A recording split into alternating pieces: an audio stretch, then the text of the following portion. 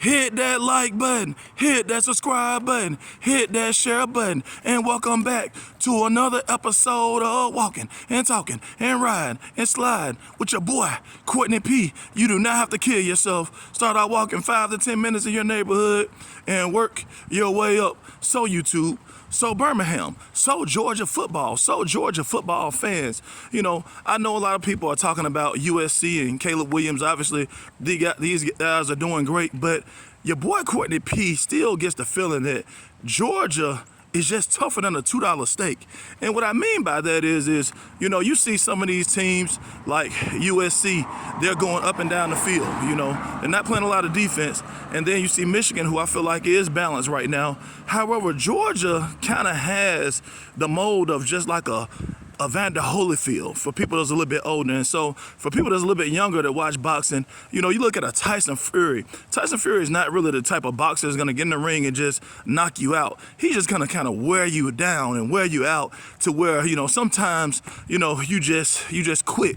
You know, I'm in Birmingham, Alabama, and obviously we've got Wilder here that's from Tuscaloosa, not too far from here. You know, he's that knockout hitter. But Georgia, you know, this team is just kind of like a boxer that just kind of wears you down, you know, all through the fight, 6, 7, 8, 9 rounds. And then maybe, you know, at the end of the fight, you know, you just give up and they knock you out, or, you know, it basically goes to decision, but you're pretty much, you know, beat with maybe 2% of energy left.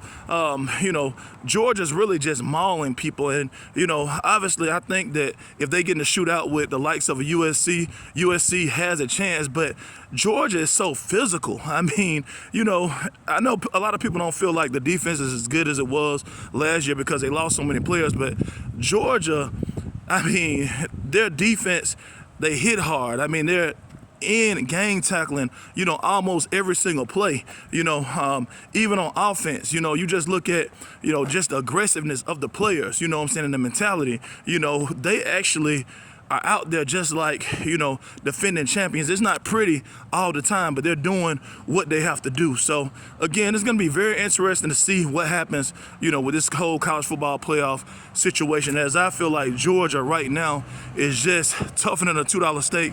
They're mauling teams, and, you know, it's going to be interesting to see if they play one of these true finesse teams. Now, I thought Tennessee would be one of those teams like USC that kind of get Georgia in a shootout, but you see what they did to Tennessee. I mean, they just mauled them, you know what I'm saying? Just beat them down, you know what I'm saying? And, you know, Tennessee has pretty much put up points against everybody, you know, even South Carolina. Although it was a lopsided game, they still put up, you know, a nice amount of points on South Carolina. So like we saw all the time, we love college football in the South. We love the SEC in the South. And so let's just see how things shape out. Maybe my team, the Alabama Crimson Tide, will sneak in the playoffs and give Georgia a fight. But right now, I got to give it to Georgia. Georgia is looking tough. They're tougher than a $2 steak.